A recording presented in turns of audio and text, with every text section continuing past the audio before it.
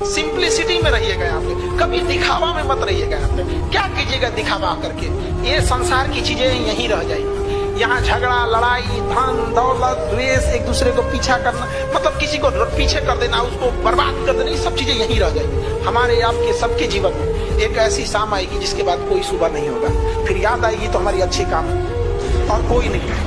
जीवन में एक चीज हमेशा याद रखना, सब लोग गांठ बांध के, जितना आपके चाहने वाले हैं उससे 4 गुना आपको गिराने वाले होंगे। ये हमेशा जीवन में याद रखना। जब भी पढ़ने में मन न लगे तो याद रखिएगा, अपने माँ बाप का एक बार चेहरा देखिएगा, समझ आ गया कि नहीं? पीटी एग्जाम निकालना है, अपना चेहरा देखिए कि हमें कुछ बनना है। मेंस निकालना है आपको, माता का चेहरा देख के कि माँ इंतजार कर रही है। और इंटरव्यू में बैठना है तो पिता का चेहरा याद रखना है कि अगर पास होके जाएंगे तो उस पिता को जो खुशी मिलेगी उसका कोई मोल नहीं होगा। यहाँ लोग कहते हैं कि नेचर और सिग्नेचर चेंज नहीं होता है, अनुभव नहीं है उन्हें जीवन का, समझा गया?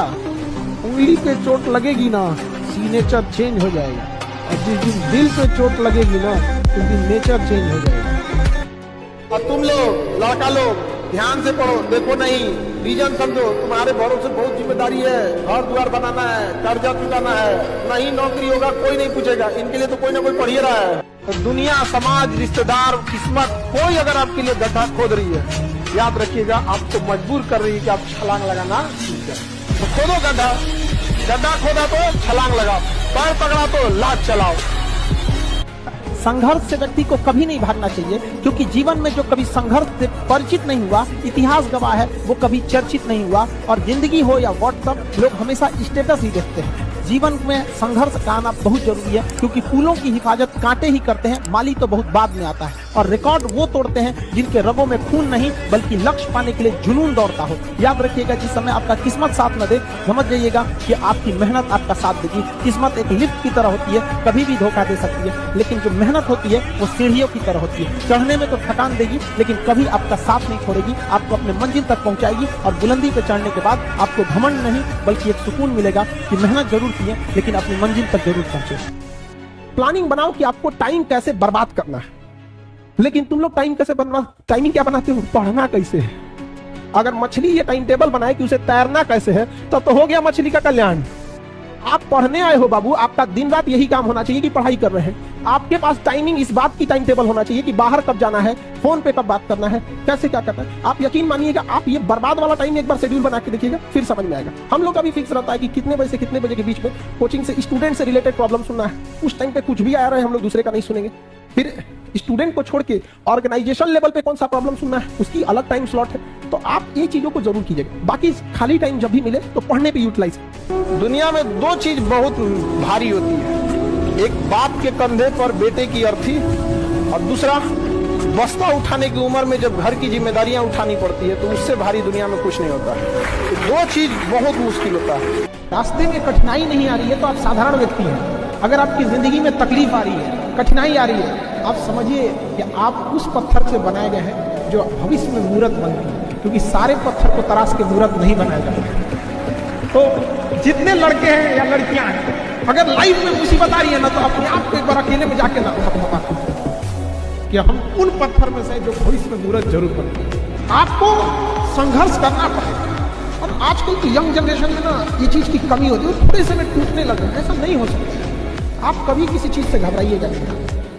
लड़का लोग आपको हमेशा बोलते हैं बेरोजगार लड़के की जिंदगी बहुत बुरी होती है, जमीन जिस पे चलते हैं वो जमीन में उठ के गाली देने लगेगा, आसमान थूकेगा ऊपर से, भागने का जगह नहीं मिलेगा, खुद के माँ बाप 4 बात सुनाने लगेंगे आपको। बड़ी दिक्कत है जीवन में, लेकिन सक्सेस हो जाइए सब दूर।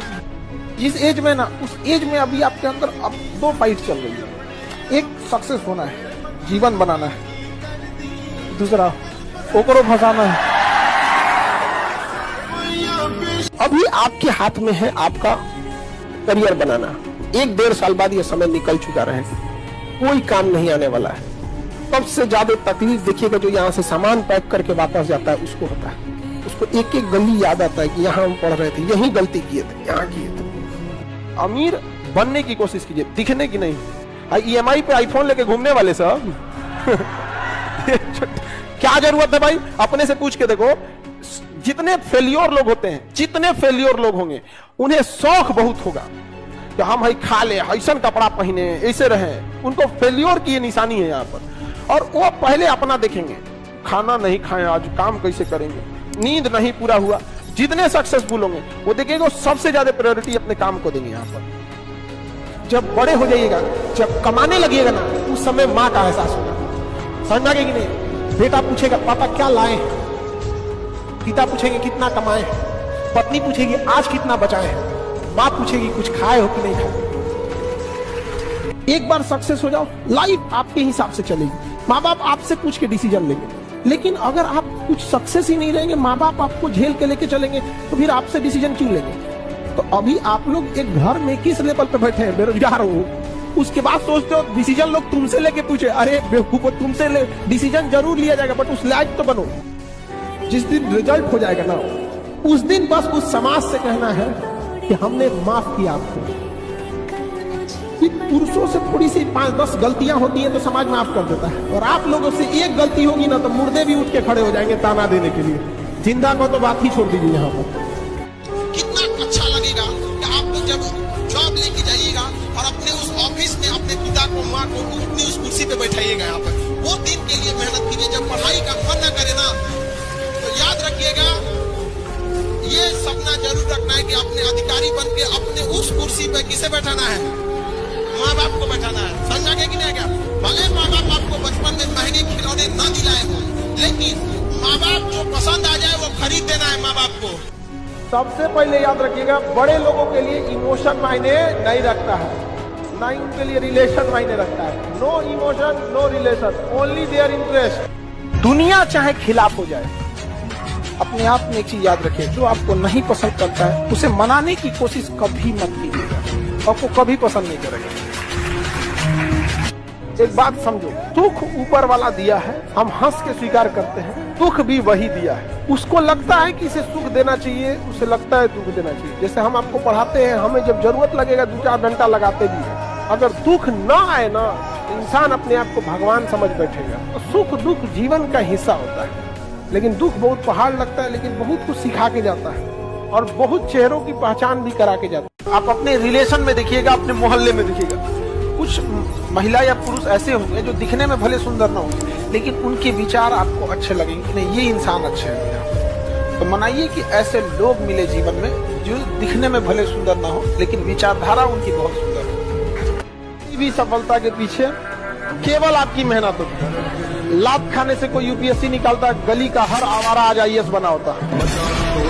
तुमसा कोई दूसरा इस जमी पर हुआ तो रब से शिकायत होगी, और तुम्हारी तरफ रुख किसी गैर का हुआ तो कयामत से पहले कयामत होगी।